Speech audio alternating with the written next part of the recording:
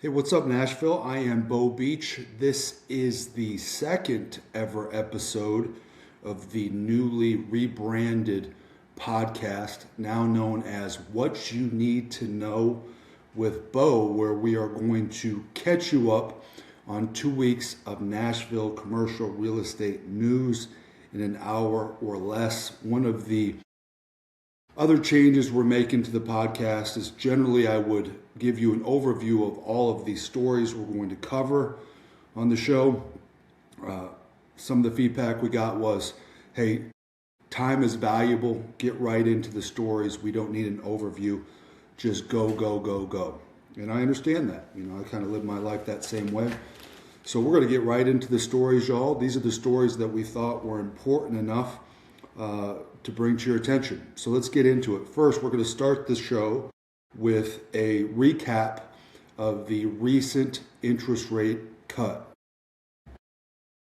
December rate cut. The cut is in, but another pause seems very likely. The Federal Reserve delivered the expected 25 basis point cut.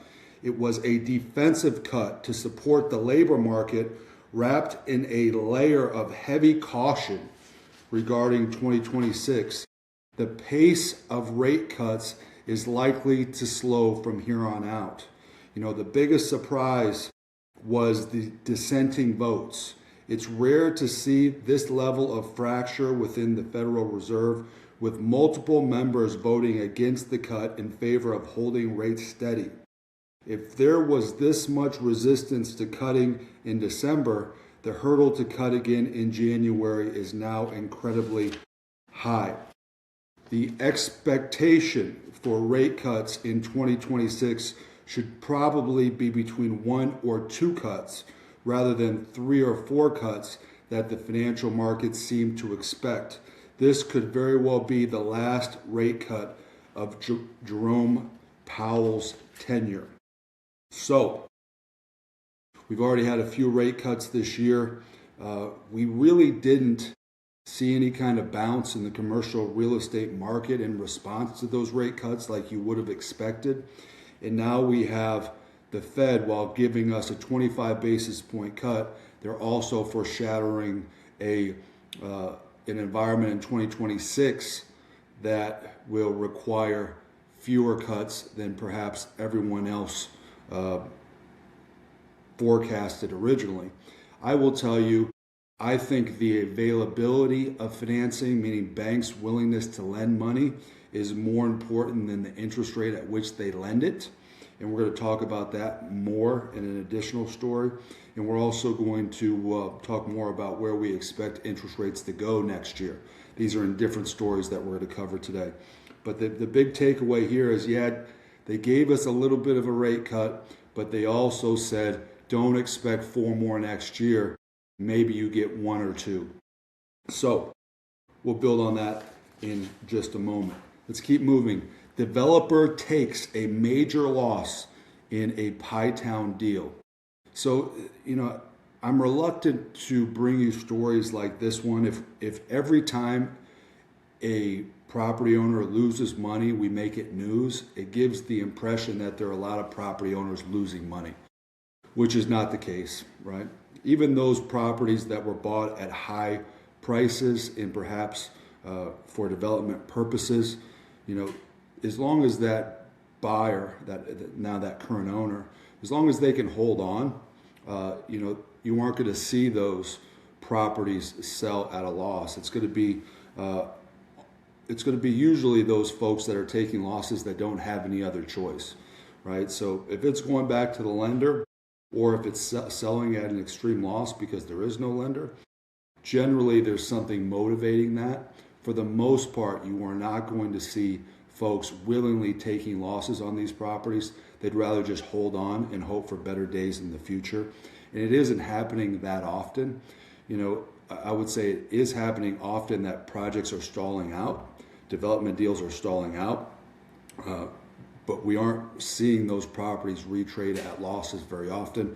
When they do, it becomes big news and perhaps gives you the misconception that prices are really adjusting in Nashville, which is not really the case. But let's get into this story nonetheless, now that I've prefaced it.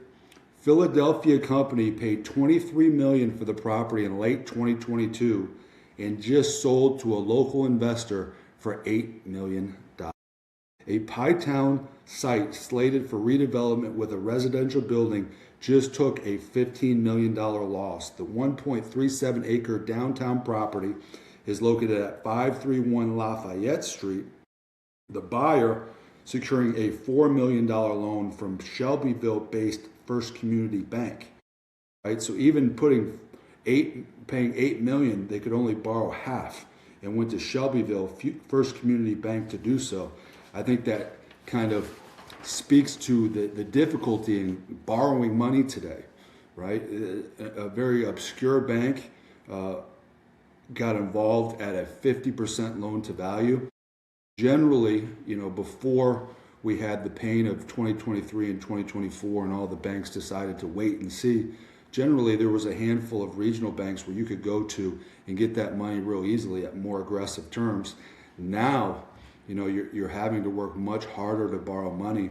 I would tell you that if you are someone that's out there trying to borrow money, you can't just call around to the few banks you know. You really have to hire a professional at this point, a professional mortgage broker that's going to put that deal in front of 50 or even 100 lenders to get it done today. If you don't know, mortgage brokers generally charge a 1% fee on the borrowed. So I think that's a very reasonable fee if that guarantees that you're going to be able to find that money from 50 or 100 different banks instead of having to resubmit all of your paperwork and tell this story 100 times. You're hiring somebody to go out and do that on your behalf, and you're only paying if you actually secure the note, and even then it's only a 1% fee. So I do think the way of the world is such that if you don't have an existing banking relationship where you've got all your deposits and they want to cater to you, if you don't have that and you really have to just start calling around looking for money from other banks, I think you would be a fool not to get a professional commercial mortgage broker involved. The seller was a Philadelphia area-based global real estate giant, so they could handle it. To Exeter, quite a name. QT Exeter, right? The residential building Exeter plan was to have offered 375 residential units with 311 parking spaces, 14 stories tall. So this global real estate giant puts $23 million down on some land that they thought they were going to build 375 residential units on. If you're going to be paying that type of price for land, you have to make it back with the size of that project. You've got to go all the way up to the sky to get enough units to support that going in land cost. Let's keep moving. So this is going to be kind of our new pace, right? We're going to try to keep it quick and only provide you with the piece of information you need to really understand what's happening. We're not going to slow it down with unnecessary detail. Second Avenue building sells for $8.6 million. It's a bit of a head scratcher, if you ask me. This, we believe, sets a per square foot record for a Second Avenue sale. The building, not very remarkable. The building not even occupied by a tenant that is paying a sky-high rent to be there. So a little bit of a head scratcher here. The roughly 160-year-old Second Avenue North building sold for $8.6 million, a deal that likely involves a record price. The address of the two-story brick structure, located about 1/2 block north of Broadway, is 127 Second Avenue North. This buyer secured a $6.8 million loan from Community Bank. Again, another kind of obscure bank. This is the way of the world right now. The biggest challenge we've had in our market over the last couple of years has been the ability to go out and borrow money. The transaction is equivalent to $1,265 per square foot. The Robin family acquired the just sold building in 1981. Forget this, $105,000. So you buy it in 81 for $105,000. You sell it in 2025 for $8.6 million. My understanding is this is a vacant building, a vacant 160-year-old building. They did make all of those recent improvements to Second Avenue in response to, the Christmas bombing years ago. So Second Avenue is new and improved, but still kind of a head-scratching deal. I'd be surprised if they didn't have a user lined up for that building that is already committed to paying a sky-high rent to be there. Otherwise, I'm not sure how you get this deal done. I don't know how you borrow $6.8 million on an $8.6 million purchase if you don't have some type of revenue story to tell that lender. Of course, there are other ways to borrow that money, but this is just my hunch. I would be looking out for a big kind of announcement where we've got maybe a celebrity branded bar, something like that, coming to 127 2nd Avenue North, recently traded for over $1,200 per square foot. Southern Land Company, right? When you hear Southern Land Company, what do you think? I think West Haven, right?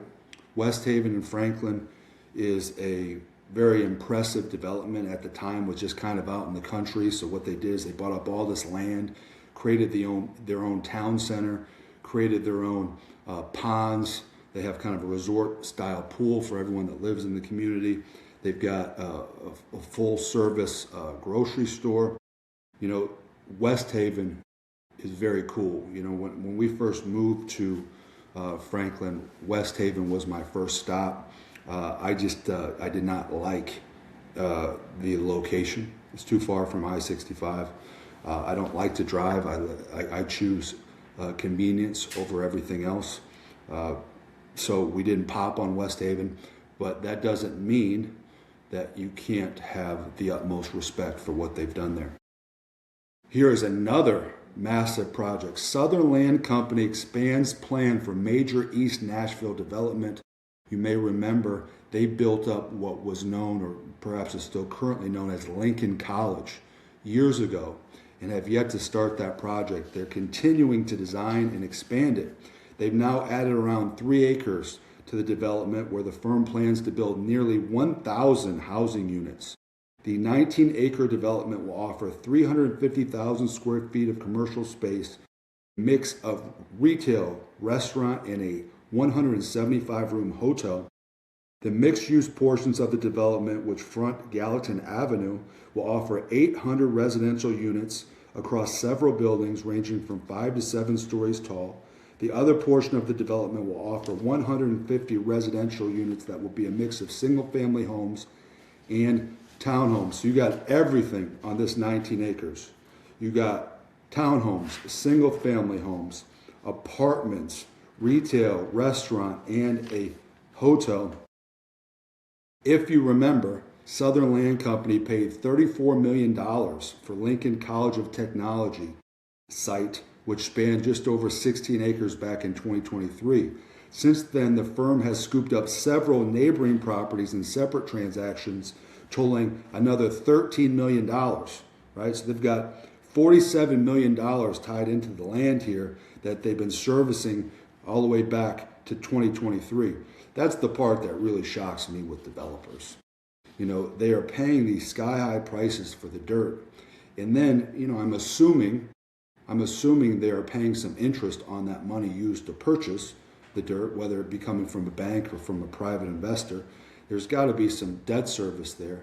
So you're servicing, at this point, $47 million for the dirt on which to build a project in the future. That is just big boy stuff. When you're willing to cut those checks every month for years without even having a shovel in the ground, that is big boy, got a lot of money type stuff. And how you structure that, how you line up investors and banks to support all that, very, very difficult thing to do. The firm is best known locally for its West Haven development in Franklin, but it also recently broke ground on Farrington. a community in Nolensville that will feature more than 700 homes. Okay, so no construction start has been announced for this Lincoln College site. The project will be built in phases, so it's not going to all go at once. West Haven didn't all go at once. And I do believe this Farrington is kind of a West Haven dupe, right? I don't think it's going to be as extravagant as West Haven, but I'm sure it's going to be very, very cool. So if you're willing to live in Nolensville, I like Nolensville, but again, the location is too inconvenient for me.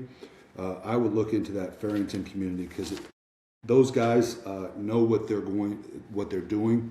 The big thing is it's very expensive stuff, right? They're not at entry-level price points. They're at luxury price points. So if you're in a position to stroke a check like that, and you're willing to live in Nolensville, I would check out that community because that is surely going to be a cool project. Let's keep moving. So this is one of my favorite stories, right? We've been sharing this information with our clients and prospective clients for a few weeks now. And I think it's even a bigger deal than the interest rate cuts we got this year, right? Lenders are back. The latest data from the Mortgage Bankers Association confirms what we have been seeing on the ground. Lenders are ready to play ball again. Commercial and multifamily mortgage originations, meaning new loans, are up 46% year to date. So comparing this year to last year, we're up 46%, which is a huge number. Perhaps the most startling statistic in the report is the resurgence of office lending. After quarters of stagnation and a narrative that branded the entire asset class as unfinanceable, the data shows a massive reversal. Office lending volume skyrocketed 181% year over year. So the banks go from not wanting to lend at all to, hey, let's lend on the most risky stuff now, office. So, I've always had a love-hate relationship with banks. So perhaps I'm not the one to weigh in on how wise that is. There are a number of different sources of financing, right? Debt funds and REITs are big ones that most of us aren't using, right? But I want to mention debt funds and REITs are up 83% year over year. They're lending 83% more than they were at this time last year. But here's the big one. Banks are lending 52% more than they did last year. Banks have returned to the table in force. After pulling back significantly in 23 and 24, depository volume increased 52% year over year. Bank lending is arguably as liquid now as it was during the post-pandemic boom, right? I don't think that message has totally gotten out to the marketplace. And it's going to maybe take some time for buyers to realize that perhaps they can go out and borrow money that they couldn't borrow just a year or two ago. So it might take some time for that information kind of trickle through the marketplace and have any effect. But this is something we've been praying for. I've been saying it for years. We need banks, make banks great again, right? Make banks want to lend money again, right? When's the last time you heard a bank that was aggressively lending money, that was looking for new customers, that was trying to get money working again? You never hear it. It doesn't exist. But according to the Mortgage Bankers Association, we have turned that corner and the wait and see era is officially over. With total borrowing increasing for 5 consecutive quarters and volumes in key sectors eclipsing 2022 benchmarks, the window for financing is now wide open. The massive 181% jump in office lending and 52% return of bank capital are the strongest signals yet that liquidity has returned to the market. 2026 looked like it could be very different from 2025, and that is the exact message that we've been sharing with our clients and prospective clients throughout the month of December. I am very, very excited about that. Properties are worth more if it's easier to go out and borrow money to acquire them. We need lenders to participate in our marketplace or we're in a lot of trouble, right? If there are no bank lenders, what are our options left? Well, seller financing is the one that we've leaned on heavily for the last few years. But that requires the seller own that property free and clear. The other is, you've got to have a buyer that can pay cash. And there aren't many of those guys out there, or gals, right? But in addition to that, if you are a cash buyer, you aren't necessarily wanting to pay a market price for that property either. You're the one with all the leverage. You're the one that's, got the. You're the unicorn, right? I'm the guy that has the cash. Nobody else has the cash. Only me. If you want to sell this property, I'll buy it from you, but you got to work with me on the price. If you're a seller, that is not the best situation to be in. If you're a seller, you want buyers to go out and be able to borrow that money at attractive rates and get that money as easy as possible. That has not been the case for a few years now. And it seems as though that is changing and the wait and see era is over. I certainly hope so. My energy drink addiction continues. So what? So what? That's what I tell my wife. So what? Giant hotel in Sobro. A giant hotel in Sobro. Indiana-based developer White Lodging Services submitted a request for bonus height certification for a 35-story hotel tower on 8th Avenue.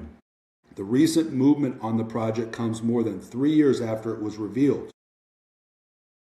They are eyeing a 789-room hotel at 131 8th Avenue South, which would be the third largest hotel in the city based on number of rooms.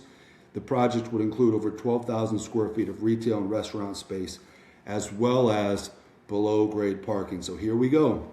Let's go. A lot of these projects stalled out for a few years. 23, 24, no one could get the money. These projects stalled out. Now we're starting to build that momentum again. Some of these projects that stalled are coming back to life. And this one, seemingly, is coming back to life even bigger than it was projected before. 789 rooms in a single hotel is a massive, massive project. And it's not the only massive hotel being planned in Nashville, which we'll update you on in just a moment. Let's keep moving. Perhaps you are familiar with the Morris Memorial Building, right? It is a historical building located downtown on Dr. Martin Luther King Jr. Boulevard. I mean, we really need to shorten that up. Come on. Can we put MLK Boulevard?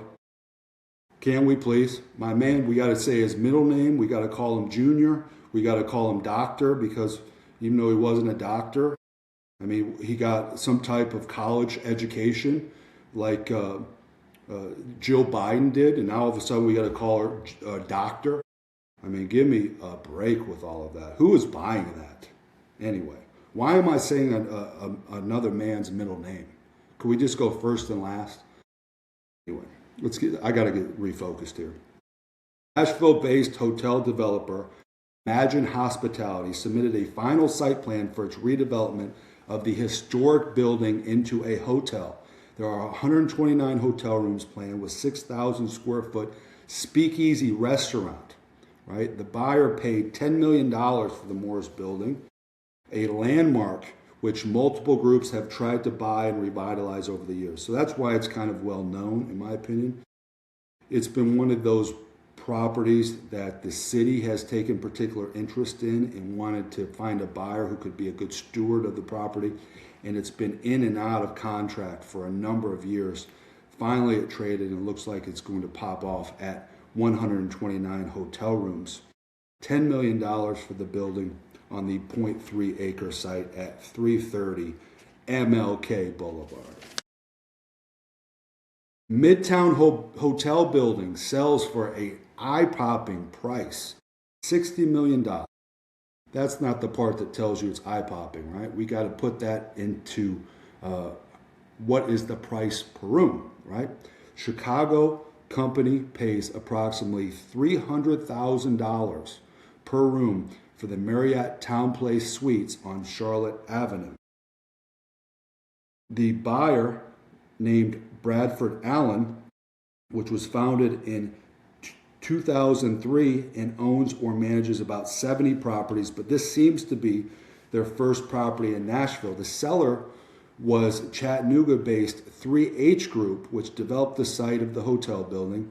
It opened in 2021. The structure sits at 1500 Charlotte Avenue. The 10-story, 194-room Town Place Suites Hotel sits on the site that previously offered a building housing a Subway and a gyros and gyros and kebab. Wow. You can tell I don't eat that type of food. You know, it's embarrassing. Euros and kebabs.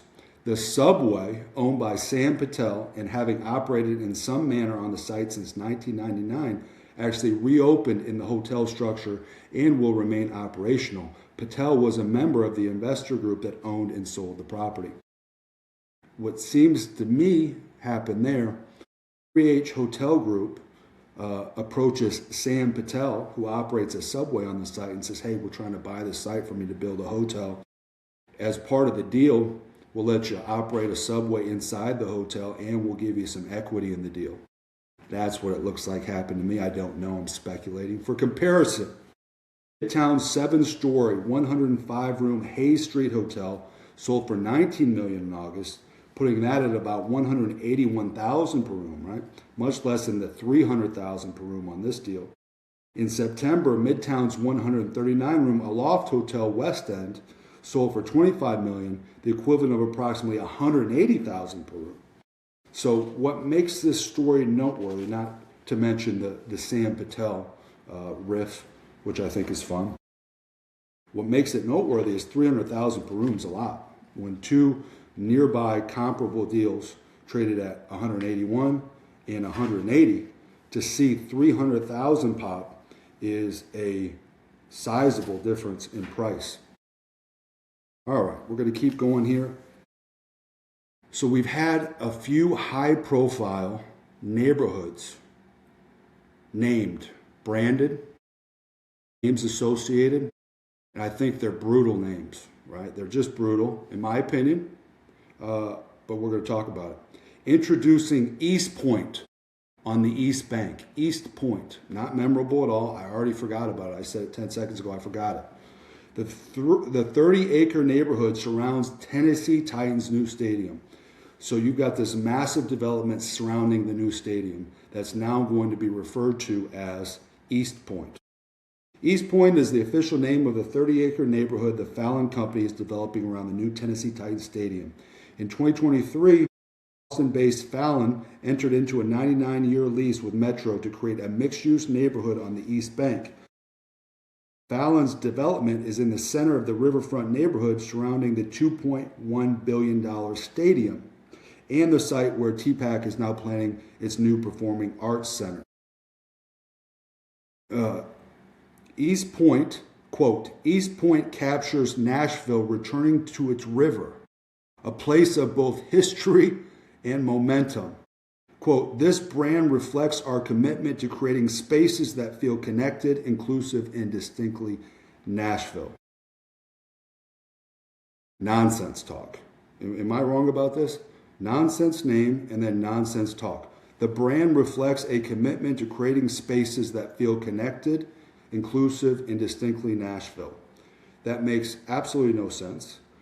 The project is planned to break ground on the first building in late 2026 or early 2027. However, Fallon's affordable housing partner, Nashville-based Elmington Capital Group, is nearing completion on designs for a 323-unit affordable housing building that is expected to break ground in 2026. The neighborhood surrounding the Titans' new $2.1 billion stadium, which is going to be awesome. The neighborhood, too, is going to be awesome. It's just been given this name that no one, I'm telling you, absolutely no one is going to recommend. Let's go to the next rebranding story and get it over with. The scrapyard, right, becomes what will now be called the East Bend.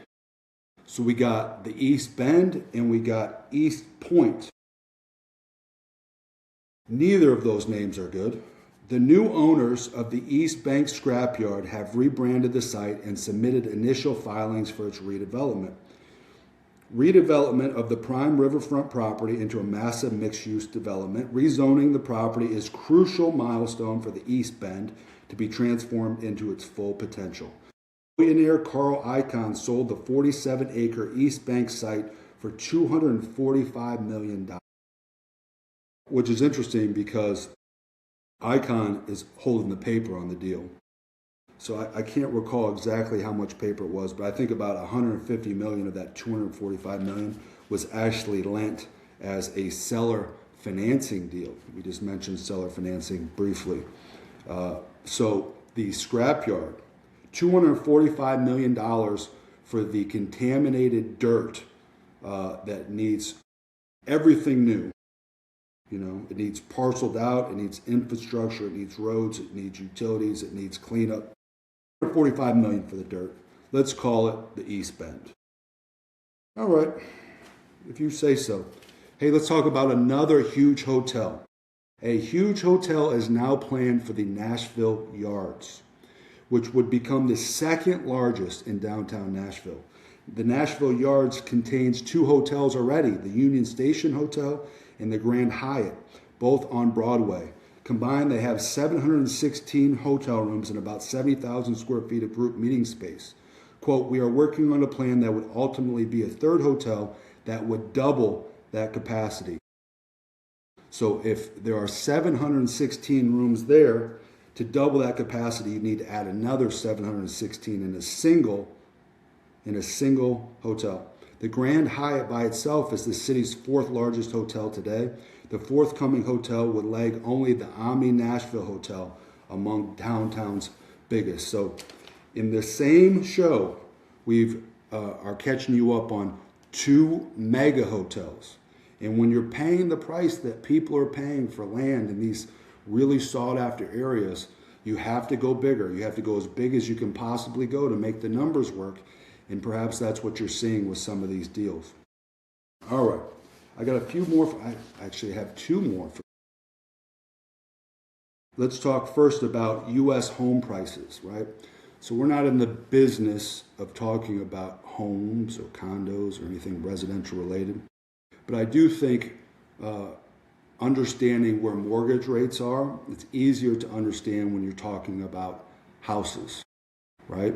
And I also think the residential housing market, because it is also easier to understand than the commercial market, I think it gives people a sense of how the market is doing. And I think a lot of people equate what's happening in the residential market as being kind of an equivalent to the commercial, which isn't necessarily true. But nevertheless, I do think it's wise to understand what's going on, at least if you zoom out for residential homes. Like, I'm not that guy that's constantly looking at what my neighbors' houses are selling for. You know, if a house goes up for sale, I don't look up what the price is. I don't care at all about any of that. But what I do think is interesting is, you know, how strong is the housing market, right? Because I do think it affects how people feel about the strength of our economy, the strength of our commercial real estate market. So let's get into it. U.S. home price rises to stay modest as mortgage rates stick, right? So U.S. home prices are expected to go up, but go up by very little, and U.S. mortgage rates are expected to stick. What does that mean? U.S. home prices will rise just 1.4% in 2026 after a similar performance this year. This is the slowest annual pace in 14 years, despite expectations of several more interest rate cuts. So this is not a Nashville story. This is a national story. So we're talking about nationally, home prices going up about 1.4%.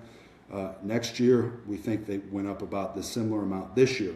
The market is set to remain subdued, in part because house prices are already high and not enough entry-level homes are being built.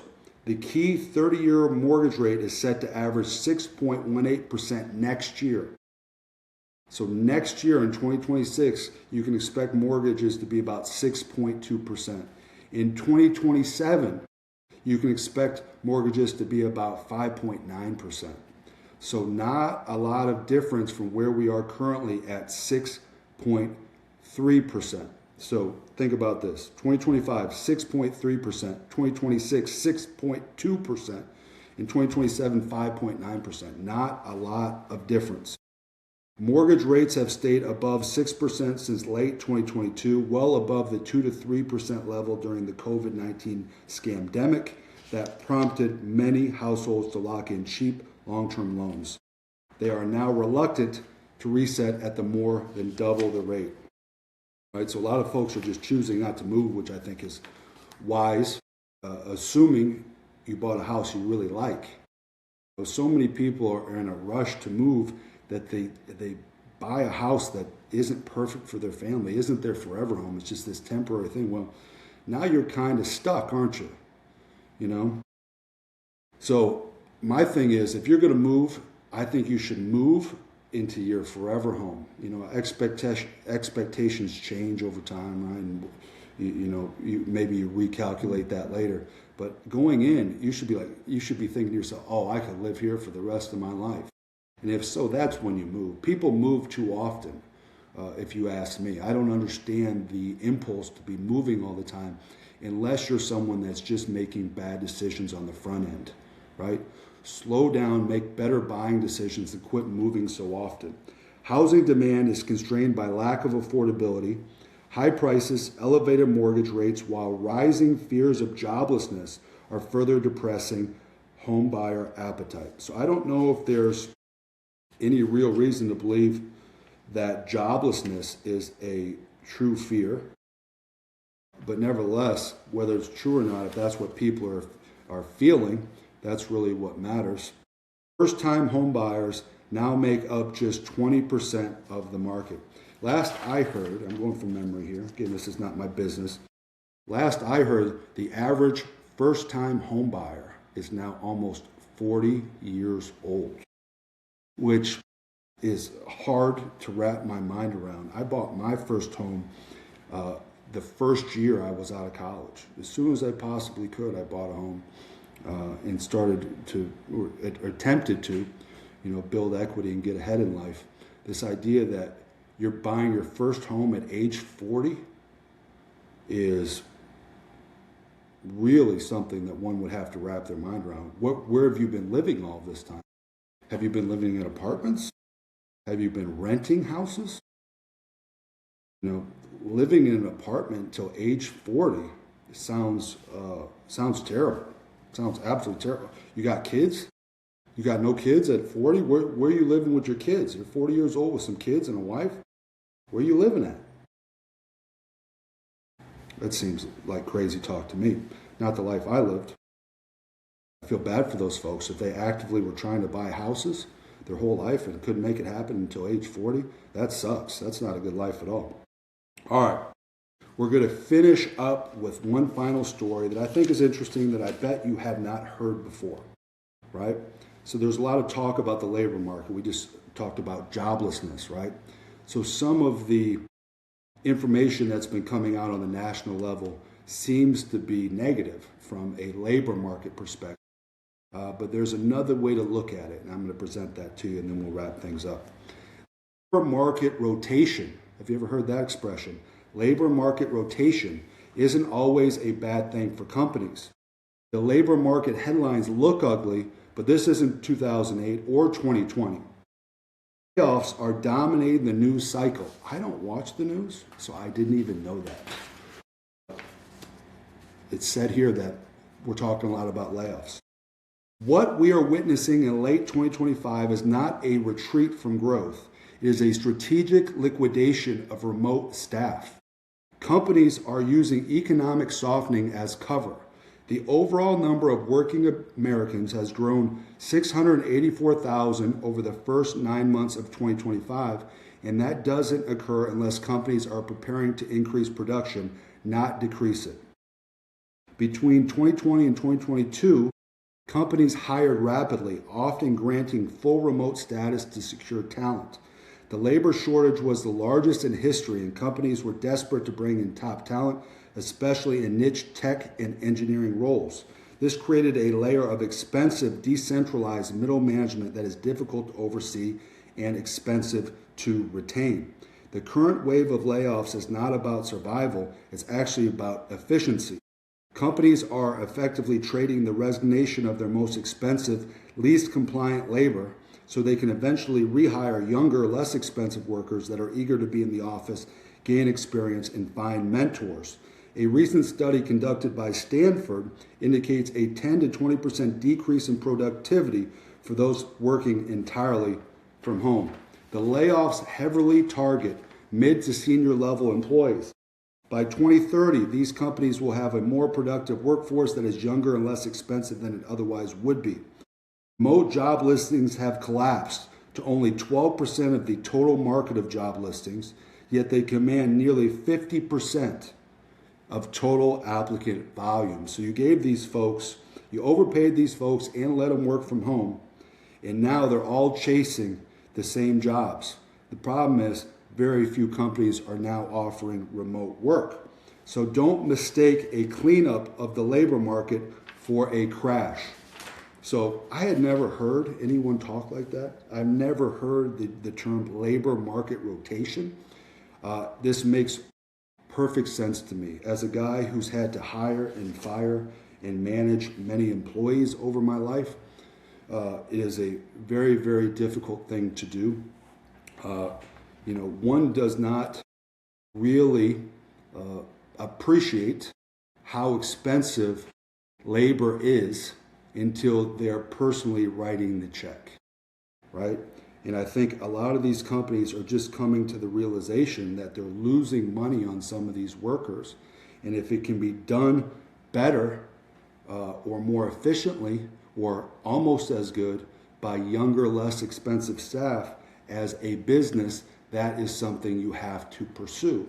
So they're rotating out expensive remote labor and rotating in younger, less expensive work from the office labor.